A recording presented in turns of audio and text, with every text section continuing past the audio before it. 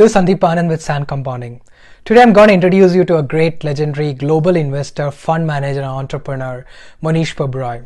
He is my guru and I've learned a lot from Mohnish Pabrai. Mohnish has propagated two important concepts in his overall investing career. One is the power of compounding, and he has given a lot of lecture and videos on compounding. A lot I've learned from about compounding from Mohnish. The second part is about the power of cloning, which is copying intelligently the models that has worked earlier, whether it is in business, whether it is investing ideas, whether it is in any models on entrepreneurship that has worked well, to replicate it or to copy that as is without making changes, because that has worked. If it's working, why fix it, right? So that is a concept I learned about cloning from Mohnish Pabrai.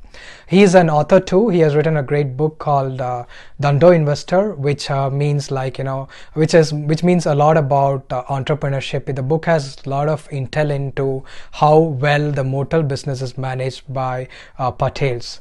Now, Mohnish also has modeled his funds called Pabrai funds based on Buffett partnership, and he is a staunch believer in Charlie Munger and Warren Buffett's investing principles. Here is a video from Mohnish Pabrai where he is talking about 3 to 4 great investing nuggets which we can learn from. Take a look. So how do we get $24 to become 12 trillion, right? So let's break that apart. There are two factors that lead to the 12 trillion. The first factor is the length of time. Okay, length of time is a very important variable in how much your money grows. And the second factor is the rate at which it grows, right? And what we found is that even at not a very high rate, 7% is actually below what the S&P has done, you get some astounding results. Now, recently, I don't know whether you saw in the news, there was some older gentleman who passed away somewhere in the Northeast. He was a librarian, just middle-class librarian all his life. And when he passed away, he gave the college where he worked $4 million. And everyone was surprised that this guy, who was very much a middle-class, ordinary guy, had actually got $4 million saved up. And of course, these journalists who wrote the article don't know how to do math, and they didn't attend the lecture that we're just having. So they didn't understand kind of how things work with get to 4 million. So let's take a situation. Okay, so let's say there's an 18-year-old. And let's say this 18-year-old has very few skills and he can only get a minimum wage job, right? And so he's making something like $15,000 per year, working 2,000 hours or so. And let's say, for example, he's able to save something like 10%, maybe hard, but let's say he's living at home, etc., saves 10% of that 15,000 before taxes, because he can put it in an IRA or something. And so his actual kind of after-tax income might decline by 1,000 if he's working someplace where there's an employer match. Some of you students will get employer matches and such in retirement accounts, so you might have to save less to get more. So if this person is 18 years old, saves $1,500, and let's say he keeps putting the $1,500 every year into a retirement account. And let's say, for example, that he gets something like a 7% return on that money. And let's say that his income goes up very modestly. Like his income is only going up by 2% a year. And when it goes up by 2% a year, his savings go up by 2% a year. So instead of saving $1,500 next year, he saves $1,530.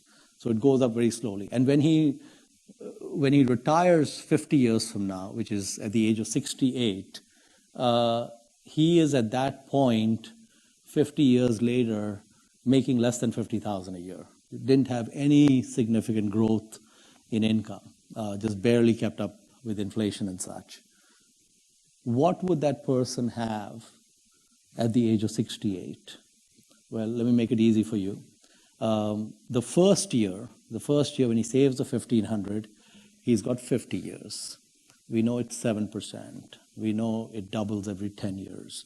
We know it's 2 to the power of 5. We know 2 to the power of 5 is 32. And we know what 1500 times 32 is. So he's got 48,000, right? So the first 80, what he saves at 18, at the age of 68 is 48,000. Age of 19, maybe somewhere similar to that, but you get the point as you go on. The end result, just to make it simpler for you, is a little over $1 million. Okay? So the librarian is not making 15,000. He's got a white-collar job. He's probably making somewhere less than 100 and maybe more than 40 or 50,000, somewhere in that range. And he paid attention when they were talking about compounding in math class.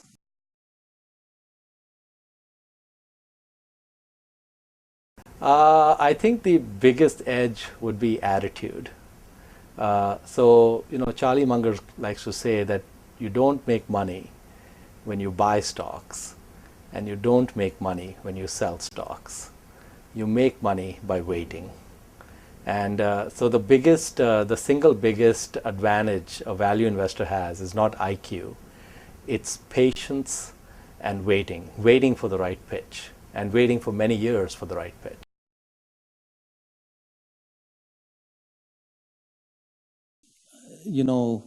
I would say a lot of the things related to developing your full potential or reaching some of your goals may be related to being an entrepreneur.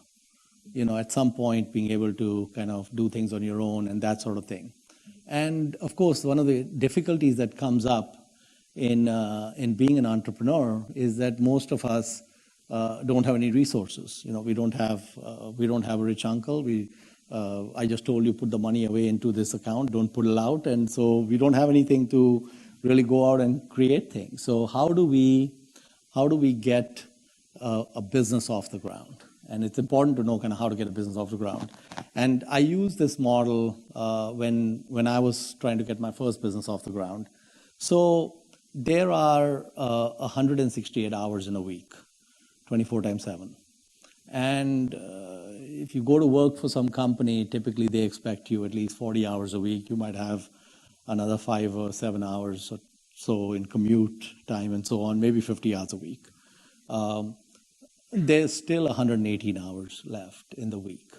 And in fact, if you take out time for eating and sleeping and other things, you will find that there's clearly at least another 40 hours available to you, which can be used in a number of different ways. And when you're thinking of starting your entrepreneurial journey, one simple thing you can do is, so one of the biggest things I tell people is when you're going to start a business, do not quit your job. That is the dumbest thing you can do. Someone is paying your rent. Someone is paying for the groceries. Someone is paying for those dinner dates. Keep it going. Don't turn off the faucet, right? But what you do is you start working on your startup on the second 40 hours. So you have weekends, you have evenings, you have mornings before you go to work, you have all kinds of time. Do that. And at some point, when the business is getting some traction, where you think you can see the light and you've got revenue and cash flow and all of that, then you can go and hand in your resignation. And so I was, I think, 24 years old when I had an idea for my first business. And I didn't have any money, so I was basically just working on my business on evenings and weekends. And but one of the things I decided is I used to always get great performance reviews. I was doing a good job. I said, I no longer care about performance reviews. That's irrelevant to me. So I said, what is my objective? My objective is, and I hope my staff is not listening to this, but my objective is to work just enough so I don't get fired. Okay? Be just slightly above firing level. Like, I don't need to really burn the midnight oil. I don't need to kind of go way overboard. I just need to make sure that they feel he's not so bad. We want to get rid of him, but he's not a star, right? And so I did this. It took 11 months from the time I started working on business till the time I was ready to hand in my resignation. We